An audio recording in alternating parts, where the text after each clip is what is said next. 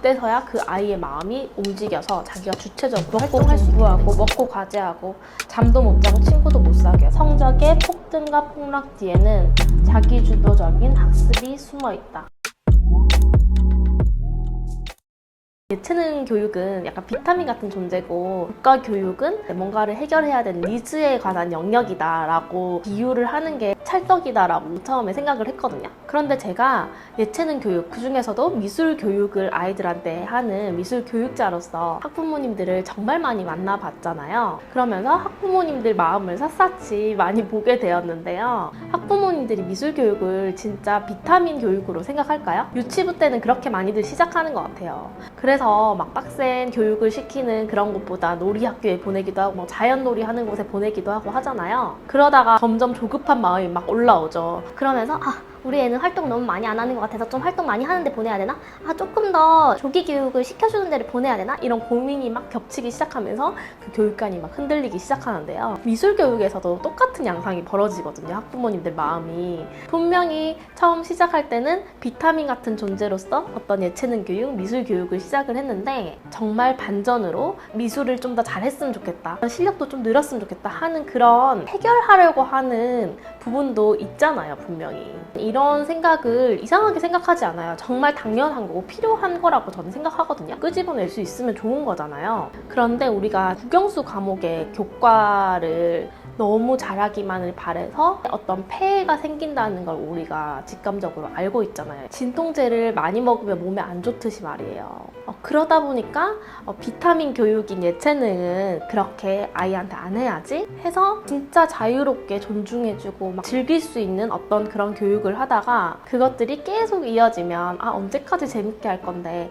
언제까지 이렇게 놀 거야 하는 마음이 스물스물 올라온다는 거죠. 점점 니즈를 원하게 되는 거거든요. 사실 결과적으로는 우리 모두 교과 수업에 대해서도 재밌게 하면서 좀 배웠으면 좋겠고, 미술도 재밌게 하면서도 배웠으면 좋겠고, 둘 다 바라고 있는 욕심쟁이인 건 마찬가지인 거잖아요. 그리고 그것 둘 다 올바른 방법으로 행복하게 즐기면서 잘했으면 좋겠잖아요. 이건 양극단에서 이걸 선택해야 되나 저걸 선택해야 되나 하는 문제가 아니라 공부 방법의 문제라고 저는 생각하거든요. 어떤 방법이냐면 자기 주도적인 활동, 자기가 마음이 움직여서 동기가 생겨서 했냐 안 했냐에 대한 문제. 자기가 좀 스스로 자생할 수 있는 어떤 그런 면역력과 자생력을 가지고 있고 그것에 도움을 받는 형태가 가장 조화롭고 균형 있는 방법이 아닌가 하는 생각이 들어요. 그럼 아이들이 어떻게 주도적으로 활동할 수 있냐? 미술도 그렇고 공부도 그렇고 어떻게 주도적으로 아이들이 하게 할 수 있냐? 이게 이슈가 되겠죠? 사실 제일 첫 단계는 그 아이를 면밀히 관찰하고 내가 원하는 모습 말고 그 아이를 객관적으로 그 아이답게 바라보는, 거기서부터 출발을 한다고 저는 생각해요. 그러다 보면 그냥 영혼 없는 어떤 리액션 말고 찐 리액션이 나와서 그 친구를 공감해주고 알아주고 인정해주고 같이 즐겨주고 하면서 그 친구와 눈을 마주치고 그 아이의 언어로 소통도 하고 그 아이의 취향도 성향도 알아주고 인정해주고 또 내 생각도 말하고 내 마음도 이야기하고 하면서 그런 상호작용이 이루어지고 나면 그제서야 너 이거 해보고 싶지 않았니? 너 이거 해보면 어때? 라고 이렇게 제안도 할 수 있고, 그러면 그때서야 그 아이의 마음이 움직여서 자기가 주체적으로 활동할 수 있게 되는 거거든요. 제가 지금까지 이야기했던 이 부분이 코칭법이에요. 코칭하는 방법. 그래서 아이가 주체적으로 자기 마음이 움직여서 주도적으로 하는 활동은 아무리 어른이 생각하기에 시시하고 별거 아니고 당장 도움이 안 되더라도 그런 활동은 절대 못하게 하지는 마셨으면 좋겠어요. 그리고 학부모님이나 선생님이 원하는 어떤 활동이나 어떤 공부가 있다 해도 어떻게 꼬시지? 이런 생각보다 진짜로 그 아이의 마음이 움직이도록 하는 어떤 방법적인 것들을 좀 생각해서 아이한테 다가가면 훨씬 더 긍정적이고 장기적인 효과가 나타나겠죠? 그리고 처음 예체능 교육을 아이한테 시작했을 때 그때 너무 많은 걸 바라면 이도저도 안 되는 경우가 있어요. 그게 무슨 말이냐면 학습적인 부분은 공부를 시키더라도 예체능은 좀 비타민 같은 요소로 아이가 즐겼으면 좋겠다 했으면 그 시기 때만큼은 진짜 그것만 바라고 그거에서 만족을 하면 좋아요. 그런데 그 이후에 이제 미술에도 비타민 같은 원츠의 영역 말고 니즈의 영역이 있다면 니즈의 영역이 생겼다고 이제는 확실하게 선생님과 학부모가 소통할 필요가 있는 것 같아요. 그럴 때 또 선생님들은 뭐야 비타민처럼 여기신다더니 이제 또 똑같이 이제 드로잉 실력 나한테 원하시네. 드로잉 실력이 중요한 게 아닌데 또 이렇게 생각하시지 마시고 미술도 분명히 필요한 영역인 부분이 있잖아요. 미술로 감성을 풍부하게 하고 다양한 재료를 접하면서 다양한 경험을 하고 말랑말랑한 생각을 끄집어내보고 이런 활동도 있지만 결국에 미술도 아름다울 미의 제주술 아닌가요? 그 어떤 미적인 기준을 기술로 표현하는 그런 거 아닌가? 그래서 미술 교육에 좋은 효과들도 많지만 본질적인 미술 교육의 의미도 잘 생각해보면서 어떻게 아이들의 마음이 스스로 움직여서 이거는 성장하고 싶고 이거는 즐기고 싶고 한 것들을 어떻게 조화롭게 균형 있게 맞춰 나갈 것인지는 선생님의 코칭력에 달려있다고 생각하거든요.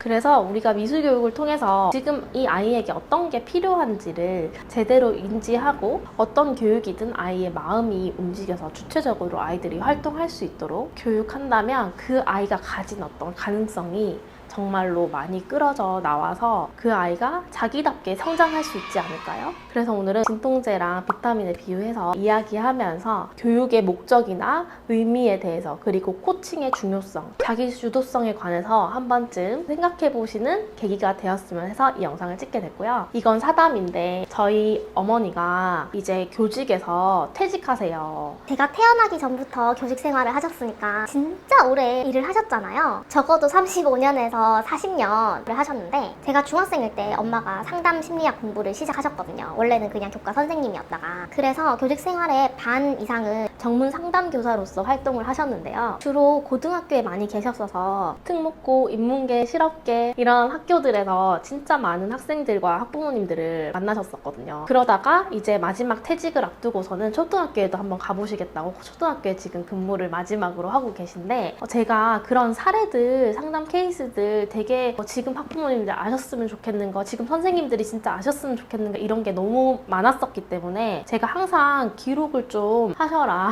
했었거든요. 근데 절대 안 하시다가 이제 그만두기 2개월? 1개월 정도밖에 안 남았어요. 근데 이제서야 이제 하시더라고요.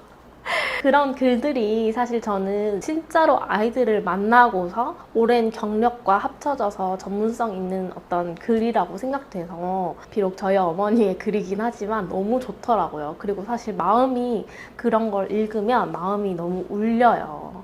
그래서 여러분들한테도 하나 들려드리고자 오늘 영상과 어울리는 글을 하나 읽어드릴게요. 그럼 글 읽으면서 오늘 영상 마무리하도록 할게요, 여러분. 성적에도 폭등장과 폭락장이 있을까? 제목입니다. 학부모와 학생이 가장 필요로 하는 상담은 표면적으로는 학업 성적 문제이다. 성적이 대학 입시와 미래의 성공으로 직결된다는 오래된 경험적 믿음 때문인 듯하다.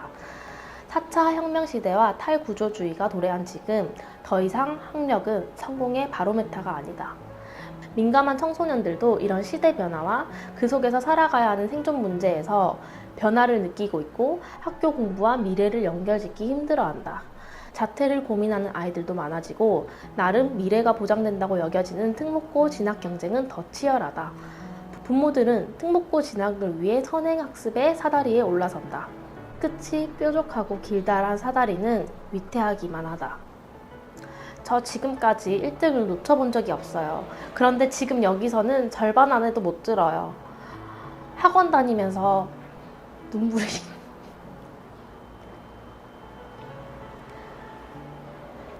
제가 처음 예고에 갔을 때 그 느낌이에요.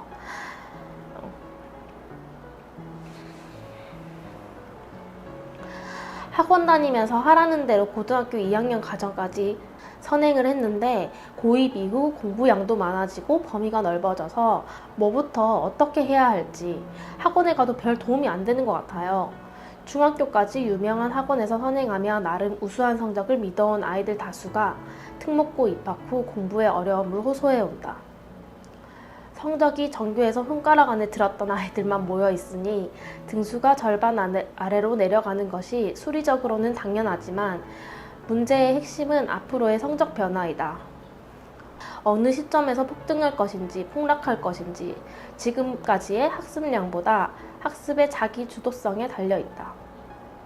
특목고 입학 후 성적이 절반 이하였던 한 학생이 다소 자유스러운 분위기로 상담실을 방문했다. 학습 방법이나 자기 주도성도 좋은데 학교 공부에 대한 부정적인 정서가 걸림돌이다.